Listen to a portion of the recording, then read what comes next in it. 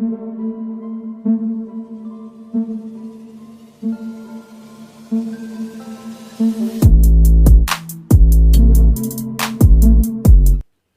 दोस्तों, scary story official में आप सबका स्वागत है। आज की कहानी की तरफ बढ़ने से पहले चैनल को सब्सक्राइब कर लीजिए और अगर कहानी अच्छी लगती है तो प्लीज़ लाइक एंड कमेंट करना मत भूलिएगा। दोस्तों, आज की कहानी बहुत ही ज़्यादा खौफनाक है, तो ध्यान से सुनिएगा क्योंकि एक भी पॉइंट आपने मिस कर दिया तो पूरी कहानी आपको समझ में नहीं आएगी, इसलिए पूरी कहानी सुनिएगा। उसके बाद कहानी का जो भी पार्ट आपको अच्छा लगता है उसे कमेंट बॉक्स में ज़रूर बताइएगा कहानी कैसी लगी। तो कहानी की तरफ बढ़ते हैं। कहानी है फैजल की। फैजल अपने फैमिली में इकलौता कमाने वाला है और उसकी पत्नी और 2 बच्चे हैं। फैजल बचपन से उसकी पढ़ाई नहीं हो पाई थी क्योंकि उसके माँ बाप बचपन में ही गुजर गए थे। उसके बाद उनके एक बड़े ताऊ जी हैं, उन्होंने ही पाल पोस कर बड़ा किया था और पढ़ाई में मन ना लगने के कारण उन्हें इंटरेस्ट था कि वो ऑटो चलाएं, गाड़ी चलाएं, क्योंकि उनके ताऊ जी ऑटो चलाते थे। तो वही देख देख कर वो बड़े हुए थे। तो जब उनकी 18 साल कंप्लीट हुए थे तो उनके ताऊ जी ने एक गिफ्ट के तौर पर ऑटो दिया था। तभी से वो ऑटो चलाने लगे और उनका मन उसमें बहुत अच्छे से लग रहा था। और अब लगभग 20 साल हो चुके थे उन्हें ऑटो चलाते हुए। उन्होंने काफ़ी पैसा भी कमा लिया था। उनकी पत्नी और उनके बच्चे अब ठीक ठाक रह रहे थे अच्छे से। अपना खुद का एक छोटा सा घर था, सब कुछ ठीक चल रहा था। लेकिन एक गलती जो उन्होंने 20 साल पहले की थी, वो गलती कब इनके सामने आ जाएगी इन्हें पता ही नहीं था। तो एक रोज़ इनका बर्थडे था तो इनके बच्चों ने फ़ोन किया कि पापा आज जल्दी घर आना क्योंकि हम सब चाहते हैं कि आपके साथ बर्थडे सेलिब्रेट करेंगे। तो उनके पापा लेकिन ये सोच रहे थे कि मैं जितना ज़्यादा मतलब पैसे कमा लूँगा उतना ही अच्छे से बर्थडे सेलिब्रेट होगा। तो इसलिए वो लेट नाइट तक ऑटो चला रहे थे। अब रात का लगभग 11 बज चुका था और वो अभी सोच रहे थे कोई लास्ट पैसेंजर मिल जाए तो ठीक रहेगा, बस उसके बाद घर जाएंगे। लेकिन 11:30 बज गया था, अभी तक कोई पैसेंजर मिला नहीं था। इसलिए अब वो सोच रहे थे कि चलो, घर लगभग 1.5-2 किलोमीटर रह गया था। तो उन्होंने सोचा अब घर चलते हैं। घर की रोड की तरफ ये मुड़े ही थे कि उन्हें एक लड़की दिखाई पड़ती है जो रोड पर लिफ्ट मांग रही थी। इन्होंने जैसे ही उस लड़की को देखा, अब इनकी एकदम सांसें थमने सी लगी थी। उस लड़की को देख करके ये अवॉइड करने लगे और ऑटो आगे बढ़ा दिया। लेकिन अचानक से इन्हें ऐसे महसूस हुआ कि इनके पीछे वाली सीट पर कोई बैठा है।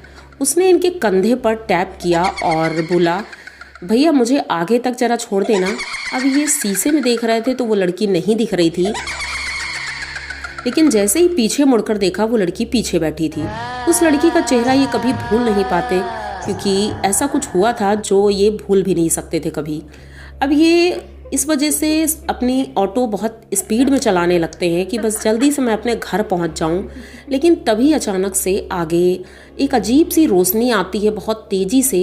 इन्हें लगता है जैसे कोई बड़ी गाड़ी आ रही है और ये अपने ऑटो को घुमा देते हैं।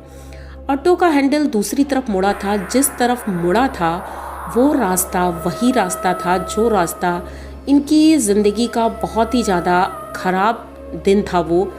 तो ये उस रास्ते की तरफ मुड़ गए थे और अचानक से पेड़ से जाकर इनकी गाड़ी टकरा गई। उसके बाद इन्हें तो कुछ पता नहीं, लेकिन इनके घर वाले बताते हैं कि अब इनके बच्चे और इनकी वाइफ तो इंतज़ार कर रही थी पापा का। तभी इनके मोहल्ले से एक आदमी आता है। वो कहता है कि भाई साहब आए कि नहीं अभी, क्योंकि बर्थडे था।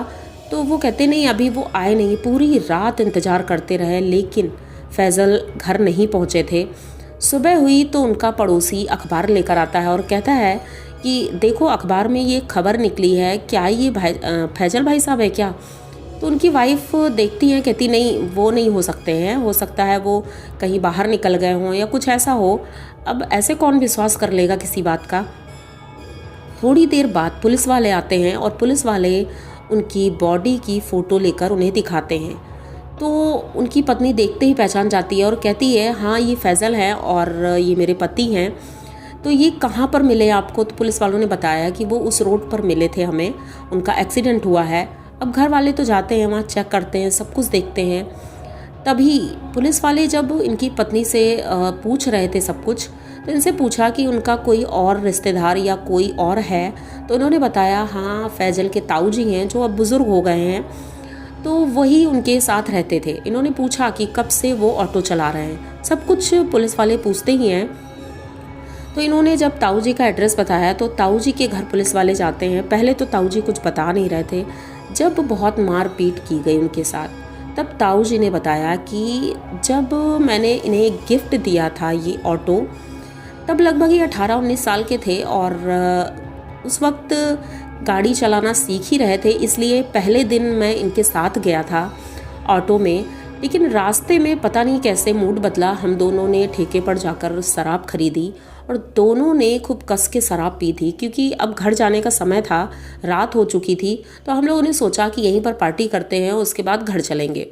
अब वहाँ से हम लोग घर की तरफ चले थे और नशे में इतना ज़्यादा थे कि ऑटो फैजल नहीं चला पा रहा था, मैं ही चला रहा था। तभी थोड़ी दूरी पर एक लड़की खड़ी दिखाई पड़ती है। वो लिफ्ट मांग रही थी।